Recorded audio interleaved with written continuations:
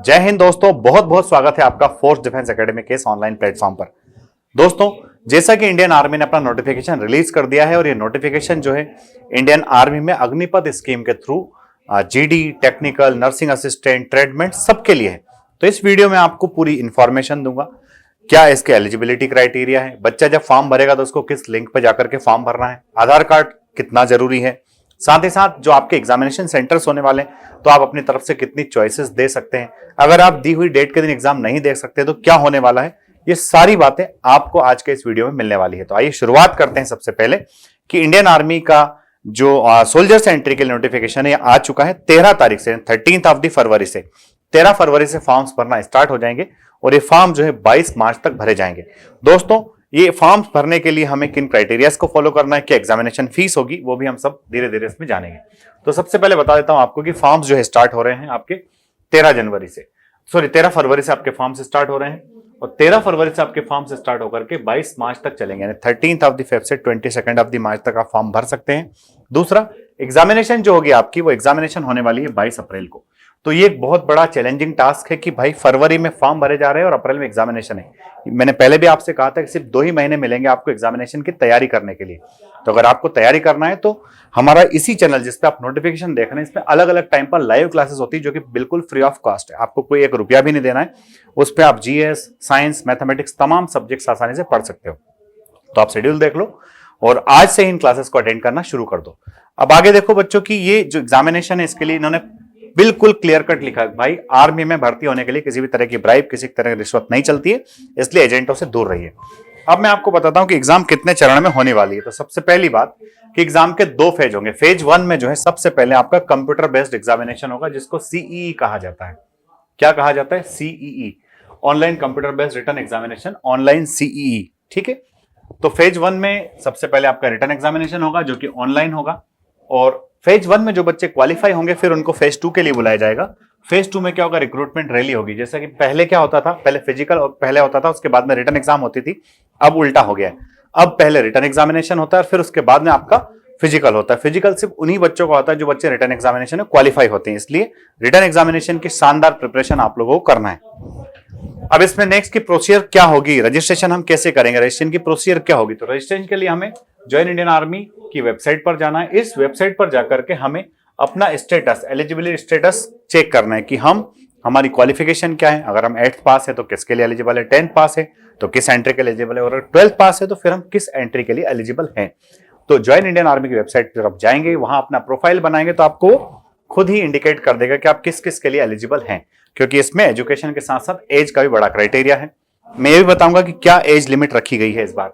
तो आप देखिए, रजिस्ट्रेशन जो है, सबमिशन ऑफ एप्लीकेशन जो है वो 13 फेब से स्टार्ट होकर के 22 मार्च तक चल रहा है। एग्जामिनेशन के लिए फीस भी लगेगी क्या? तो दोस्तों जी हाँ, आपको रजिस्ट्रेशन कराते समय फीस भी पे करना है और वो फीस जो रहेगी वो 250 रुपए रहेगी। 250 रुपीज आपको पे करना है। 250 रुपीज के साथ साथ आपको बैंक चार्जेस जो भी 2-5 रुपया लगता है, तो इस तरह 250 से 260 रुपए के आसपास आपकी एग्जामिनेशन फीस लगने वाली है। एग्जामिनेशन फीस आपको एसबीआई के पोर्टल के थ्रू ही करना है। तो जिस भी साइबर कैफे से जाकर के आप फॉर्म भरेंगे, डेफिनेटली साइबर कैफे जो है वो एक्टिव है इन सारे मामलों में, तो फिर भी आपको ध्यान रखना है कि आप एसबीआई के पोर्टल के थ्रू भरें या फिर आप जो है अपने पेमेंट गेटवे का इस्तेमाल करके maestro card, master card, visa, RuPay cards और डेबिट क्रेडिट कार्ड के थ्रू आप इन एग्जामिनेशन की फीस पे कर सकते हैं। अगर ये नहीं तो फिर आप एसबीआई के इंटरनेट बैंकिंग के थ्रू फीस भर सकते हैं। ऐसा भी नहीं तो फिर आप भीम के थ्रू, है ना, यूपीआई के थ्रू भी अपनी फीस को पे कर सकते हैं। आगे बच्चे इसमें 2-3 चीजें जो बड़ी ध्यान रखने वाली। सबसे पहली बात कि डुप्लीकेट और इनकम्प्लीट जो फॉर्म्स हैं वो रिजेक्ट हो जाएंगे। तो आप ध्यान रखिएगा, जब भी आप फॉर्म भरेंगे तो हर एक जानकारी बिल्कुल अपनी 10th की मार्कशीट से मिलाना है। जो 10th की मार्कशीट में लिखा हुआ है वही एप्लीकेशन फॉर्म के अंदर आपको एंटर करना है। कि अगर आपने डुप्लीकेट फॉर्म भरे, यानी कि 1 से ज्यादा फॉर्म भरे, या फिर आपने फॉर्म को अधूरा छोड़ दिया, तो फिर आपका एप्लीकेशन रिजेक्ट हो सकता है, इसलिए बी अवेयर ऑफ इट।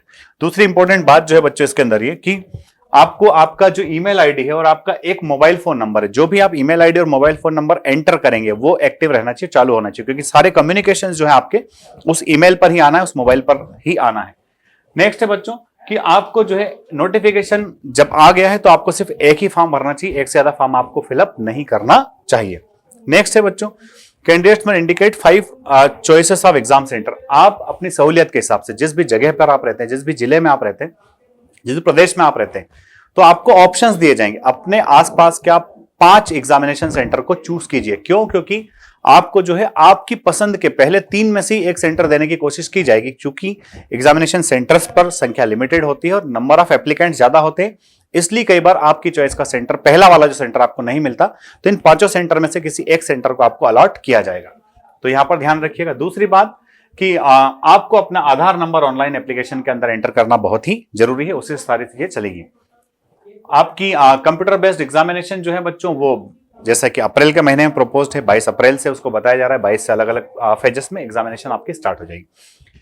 अब आगे चलते हैं आपके एलिजिबिलिटी क्राइटेरिया पर। तो सबसे पहले हम देखते हैं अग्निवीर जनरल ड्यूटी के लिए लगभग वही क्राइटेरिया है कि 10th में आपका 45% होना चाहिए और 10th में 45% एग्रीगेट होना चाहिए, सारे सब्जेक्ट्स मिलाने के बाद 45% होना चाहिए। साथ ही साथ अलग अलग सब्जेक्ट में, हर एक सब्जेक्ट में आपको 33% मार्क्स आना चाहिए।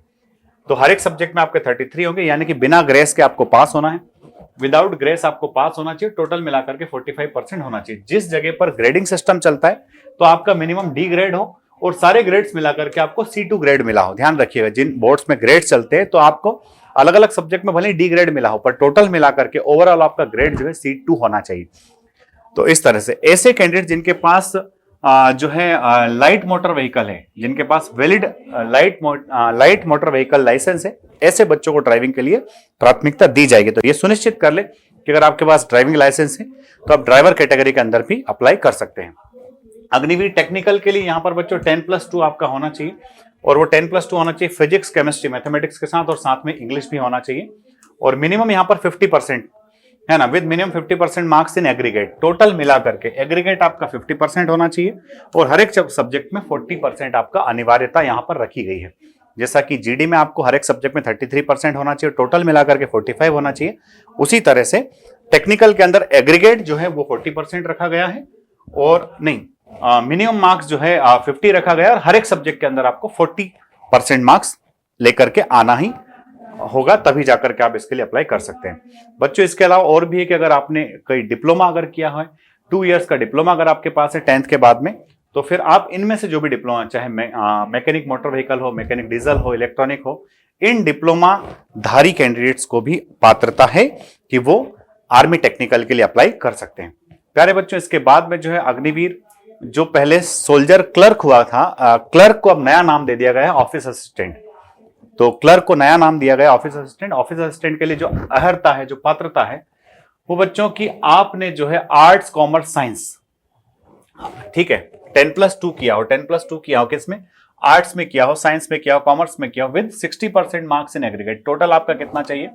60% चाहिए। साथ में and minimum 50% in each subject, securing 50% in English and maths, accounting, books keeping.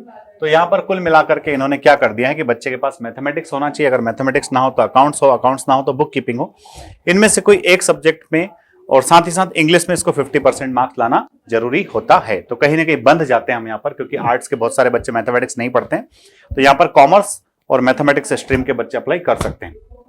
ठीक है बच्चा, अग्निवीर ट्रेड्समैन 10th पास के लिए क्लास 10th पास होना जरूरी है और इसके लिए कोई अलग से पात्रता की शर्तें नहीं है। अग्निवीर ट्रेडमैन 8th पास के लिए भी क्लास 8th सिंपली पास होना चाहिए, no stipulation aggregate percentage. Aggregate percentage की कोई बाध्यता नहीं, हाँ हर एक सब्जेक्ट का आपका 33% अनिवार्य होना ही चाहिए। तो मेरे प्यारे बच्चों, ये एक बेसिक डिटेल थी, बेसिक इंफॉर्मेशन थी। फॉर्म्स आ गए हैं, पहले अपने डॉक्यूमेंट्स इकट्ठा कर लें, क्योंकि टाइम दिया हुआ है लंबा, तो आपको बहुत हड़बड़ाहट में फॉर्म नहीं भरना है। पहले सारे डॉक्यूमेंट्स इकट्ठा कर लीजिए। अपने 10th की मार्कशीट में जिस तरह की चीजें हैं उसी तरह से आपके आधार कार्ड और इन सारी चीजों में होना चाहिए, और आप बढ़िया इत्मीनान से अपना फॉर्म भरिए, फॉर्म बड़ा केयरफुली भरिए। और अगर कोई प्रॉब्लम आती है आपको फॉर्म भरने में, तो आप जो लिंक में नंबर दिए इस पर भी संपर्क करके अपनी क्वेरी को सॉल्व कर सकते हैं। और साथ ही साथ अगर आपको ऑफलाइन बैचेस ज्वाइन करना है, क्योंकि 2 ही महीने का समय एकदम पावर पैक्ड ये कोर्स चलने वाला है, तो फोर्स डिफेंस एकेडमी का ऑफलाइन बैच का जो रिटन एग्जामिनेशन का बैच है, ये 5 घंटे पर डे के हिसाब से हम लोग बैच लॉन्च करने वाले हैं अभी। तो इस बैच का हिस्सा बनकर के आप रिटन एग्जामिनेशन में अपनी सफलता को सुनिश्चित कर सकते हैं। इस वीडियो को शेयर जरूर करें, क्योंकि ये वीडियो बहुत ही इंफॉर्मेटिव है, बहुत ही जरूरी है तमाम उन बच्चों के लिए जो बच्चे इस बार अग्निवीर के एग्जाम में बैठना चाहते हैं। तो जय हिंद, जय भारत, इंकलाब जिंदाबाद, भारत माता की जय।